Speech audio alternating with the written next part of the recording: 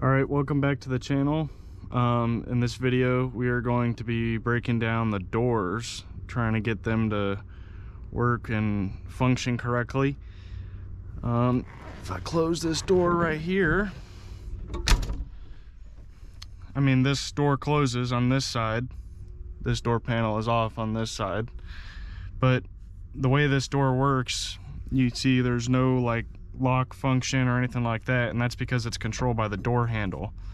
Pushing it forward locks it, pulling it backwards unlocks it. So if I was to close the door and reach in,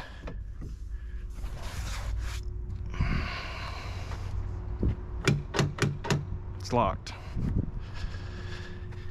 If I was to reach in and do that, it unlocks it, and obviously it would unlock it from the outside. In the rears, it's a little bit different. This door handle doesn't operate the same way. In the rear, it uses this lever, which you're supposed to be able to push down, and that will lock the door. This driver's side rear door doesn't work. Over here it does though. So I do have a good and operating door, so I know where the lever is supposed to be and to get that correct function. I'm going to be pulling all this apart and trying to clean it and tighten the armrest up, because if you look on the driver's side, it's been getting yanked on for some time now. So I got to tighten that up. I might have to put some wood filler or something in. It's just cardboard. Just something to tighten it up a little bit. I can also test the function of the motors while I'm there. I'll probably end up doing that. I'll do a breakdown on that to show you how it's done. Other than that though, it's just going to be cruising along, trying to take this stuff apart and keeping it organized. That's the big thing, and not breaking anything. So let's get started. Alright, so removing any door panel from the early 60s, late 50s MoPaRs, and then truly on into the 70s, they're all pretty much the same. They all come apart in the same way. It's usually a cardboard backing, and then they have all this vinyl and plastic coverings. Just cover the cardboard, that's it. There's nothing special about it. But they're usually screwed in certain places, and then they're held on by little wire clips that basically keep an outward tension. So when they slip into a hole, they close and then open up on the backside. I'll explain it a little bit better in a second. But the first step to these doors with the electric windows is getting the switch out. So usually you can tug a little bit, get a little bit of movement.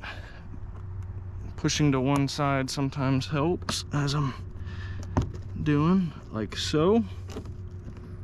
Okay. All right. Now this is the main control window switch. So all these switches control all the windows, whereas every other door in the vehicle only contains one switch for that specific window. So it is very important that these wires go back in the way they came out.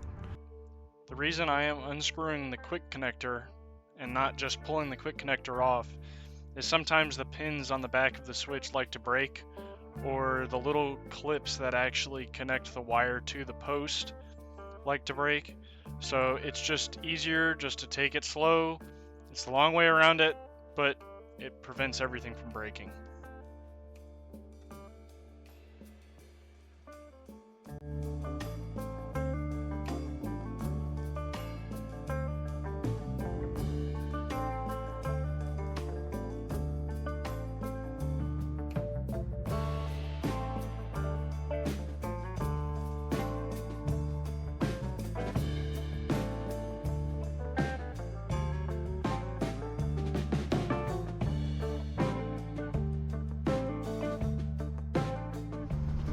All right, now that we've got the window switches removed, I'm going to take the time to straighten these wires out a little bit so I'm not fighting them here in a second.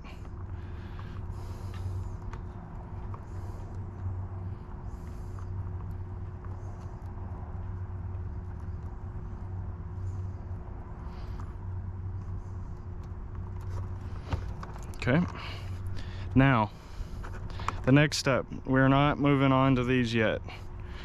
We are going to get the handle out. The way you remove these handles is you remove these 3 screws in here. I believe it's 2 on the rear, I don't know. We'll see in a second. But and then you're able to get access to the screw that is down inside the door holding the door handle.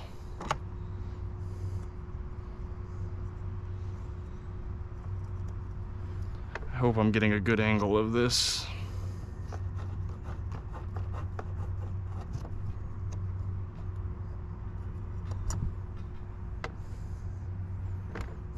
All right.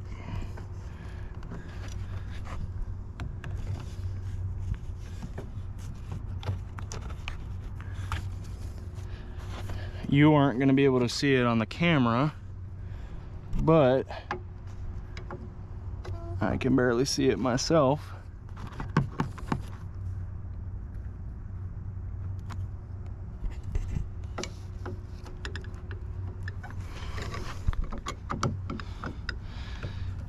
There is a screw down inside.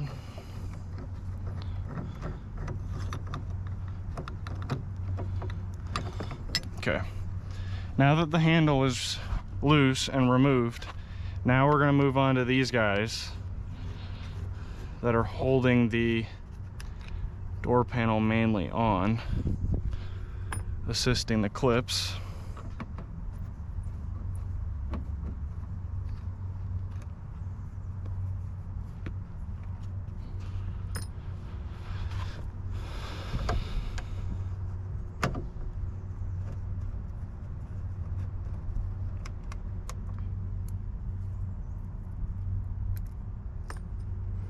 All right, now what I'm doing is I'm taking my finger in here and I'm feeling for the little clip. Now you have to be gentle to a point. These clips are embedded in cardboard. It's not like they're in metal or something like that one's trying to rip.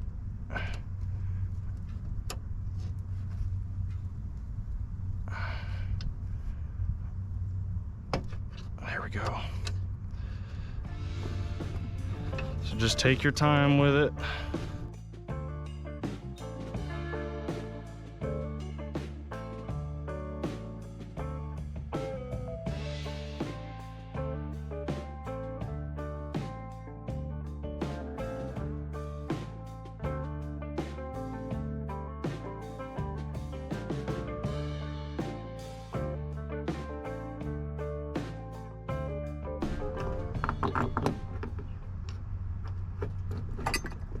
All right, now I've gotten it to where the door panel is swinging out like so. So that means I can remove this guy. Of course, the screw gets lost down in there. I'll have to separate those in a second. Let's see if I can't. Nope. All right. All right, so what I'm gonna do is make sure that I've gotten all the clips, which it appears I have, and then this door panel is seated down inside the window channel like so, and so you have to push the reverse of that, and it can be kind of difficult sometimes. All right.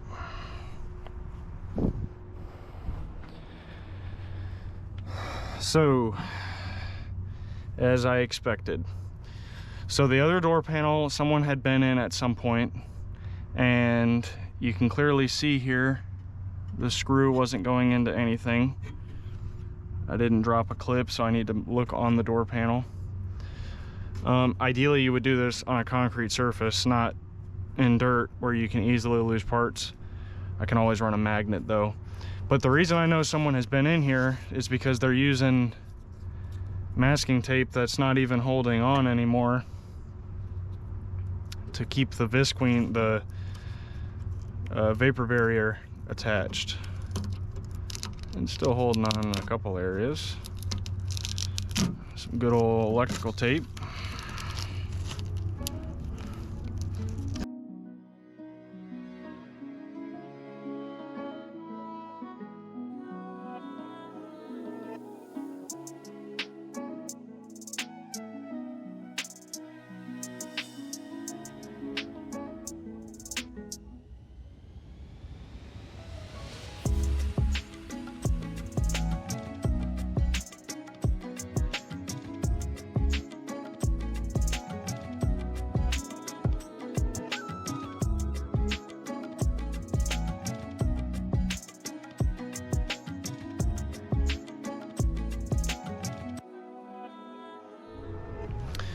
So,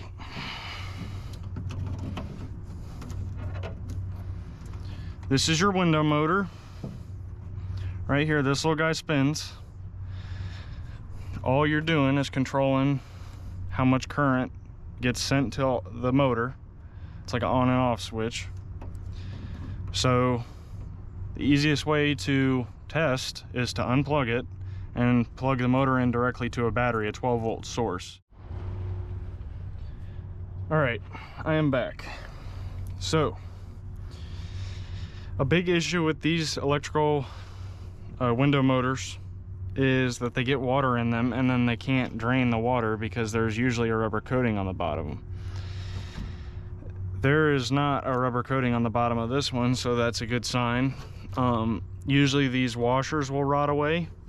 A good thing to do before you start even moving it is to move the electrical motor.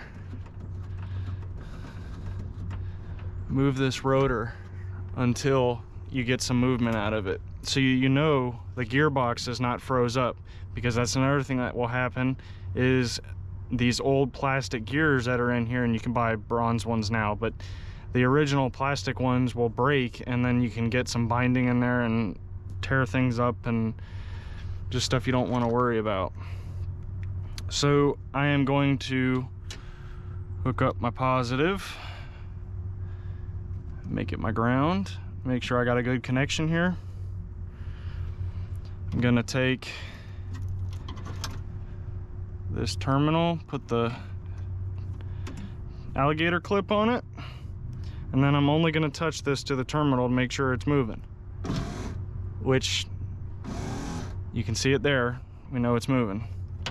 So now we're gonna put it in the other one, make sure we got good contact. Bam, done. All right, we know this motor works. Can disconnect our battery. And we're good there.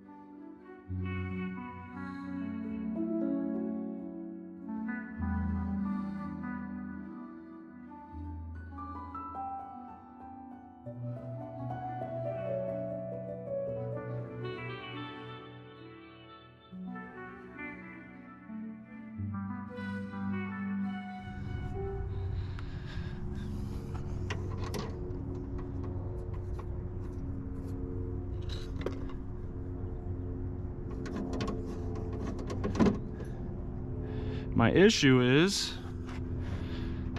this guy isn't engaging the lock enough. So I'm gonna take some spray grease and spray some grease in there and see if I can loosen it up. All right, so I just use, it's basically PB Blaster's brand, their spray grease. And all you gotta do, don't think you can see that, you might be able to a little bit, is all you're doing is coating the lock.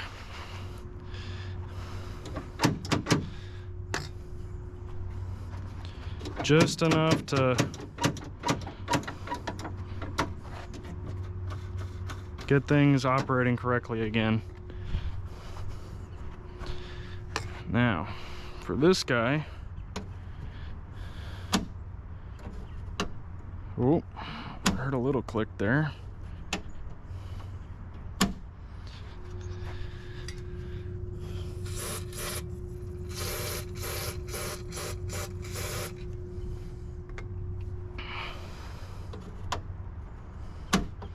And you just keep working it. I'm starting to get the lock now.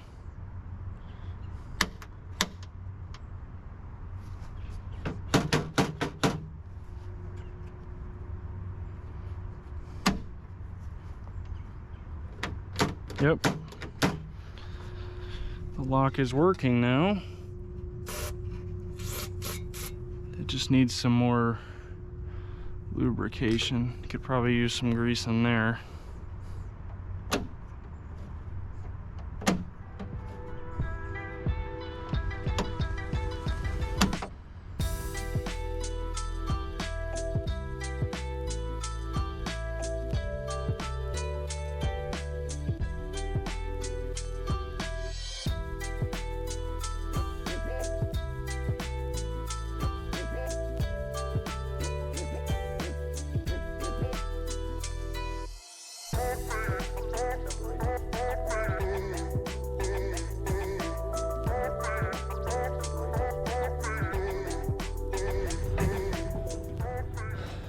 All right, I am working currently on removing this lock assembly. Someone has been in here because it's missing the lock washers.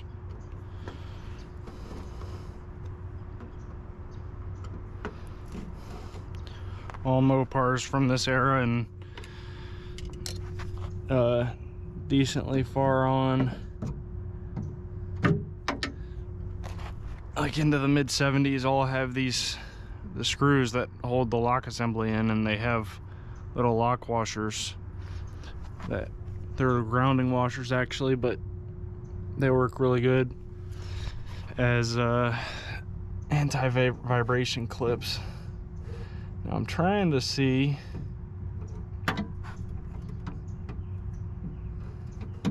how this is going to come apart.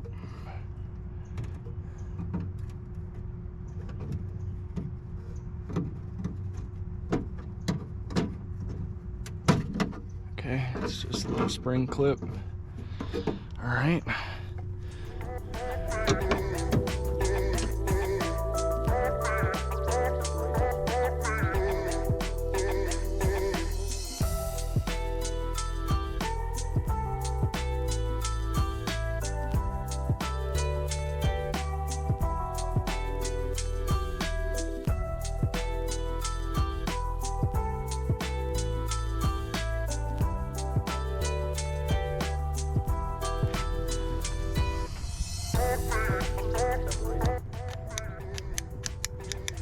Alright, so this is your internal lock. This is your external.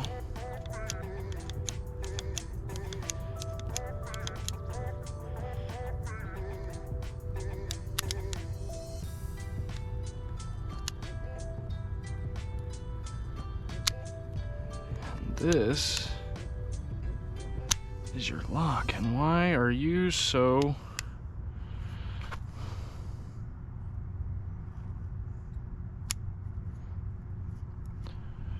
froze up.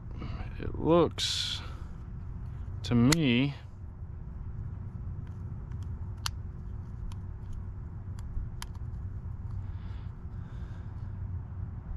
like that might be bent.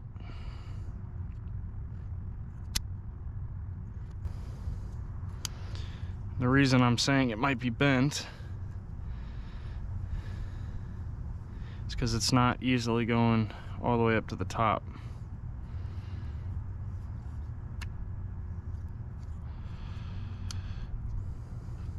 But that should be, yep, there's the lock.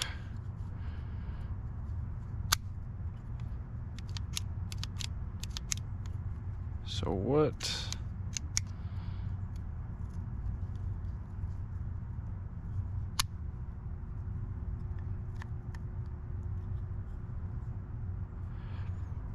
All right.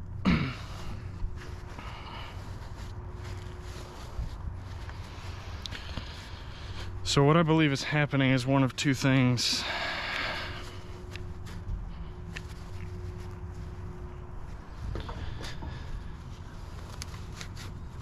This lock assembly is in really good condition. What I believe is either this guy is bent out or this arm is bent this way too much. Right now I'm currently thinking it's that guy.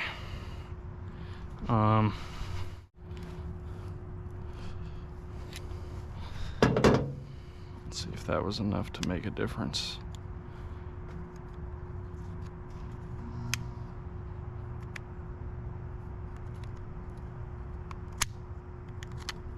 Yes, that was enough to make a difference, but I bent it too far.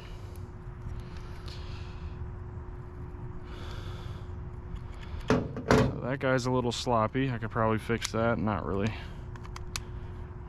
worried about it right now. Now this pin is finally reaching the top really easy.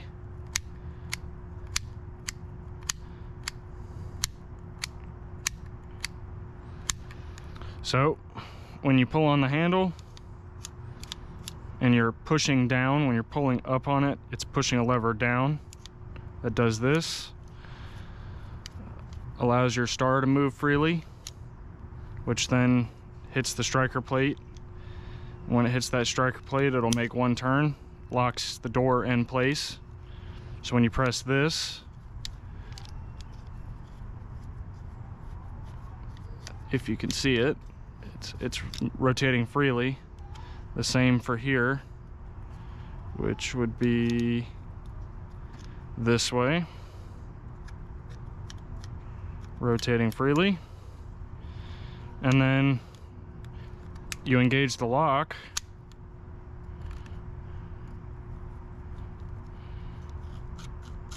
and nothing happens because it's all cleared out of its way. All it's doing is literally pushing stuff out of the way so that there's no connection made. Yeah, it's working much better now because now it's working halfway. So that's all I had to do is bend this little guy out. That's the only reason that it wasn't locking. So, all right. So first step, get the lock assembly in.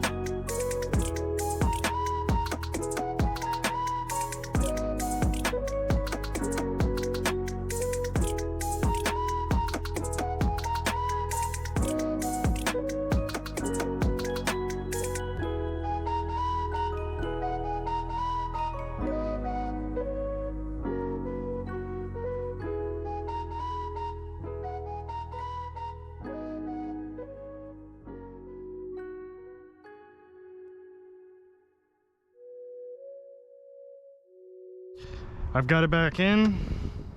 It seems to be locking. So we're gonna test it.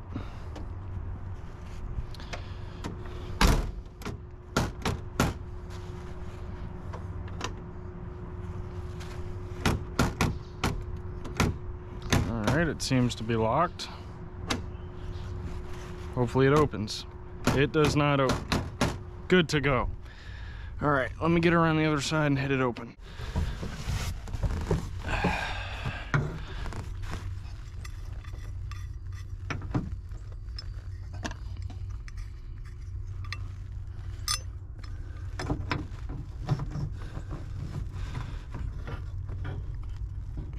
So I'm just throwing it on to hit it. You know,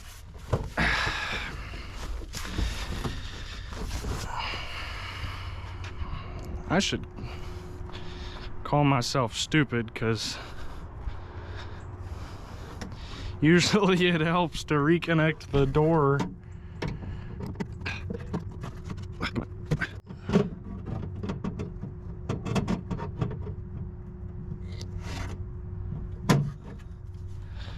There we go. All right. First time testing it. Okay, it's unlocked. Locked.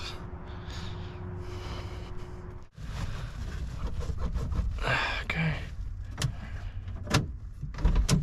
Good to go.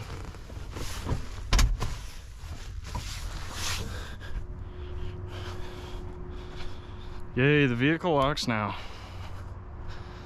That's awesome. So one more little battle finished. Let's see if we can move this back, the window.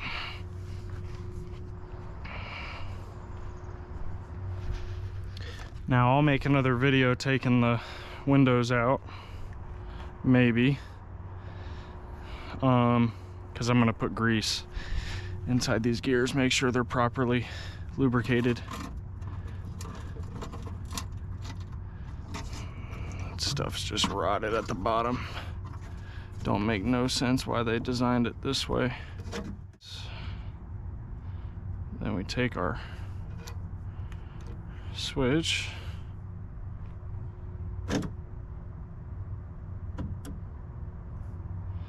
That's max that way. Let's try the other way.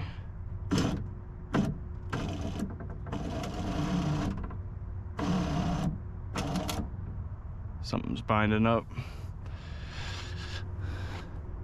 Needs to really be greased is what it needs. Battery's probably not helping itself either.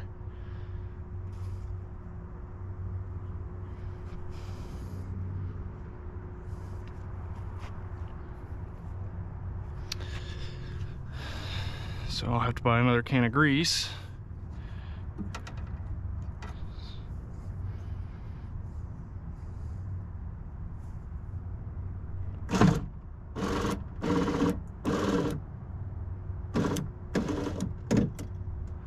All right, that's back up to open.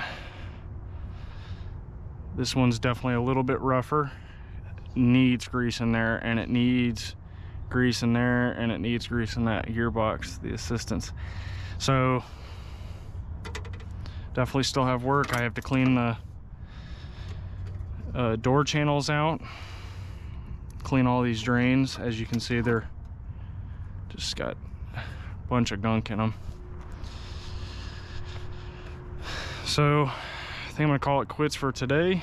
It's getting kind of late, but it's more progress. Hope you learned something. Leave a comment. Tell me I'm wrong in something or another something. Don't know. Don't care. We'll figure it out. I'll be breaking the other door panels off camera, breaking them down and all that. I'll go through and I'll clean them, get them all cleaned up as best as I can, and then throw them back on. For the time being, I'm I'm gonna have to do some research on how to get this switch apart, because it is filled with epoxy. So maybe some lacquer thinner or something like that. Maybe it's just glued in at the top. I don't know. Gonna have to figure that out as I go. But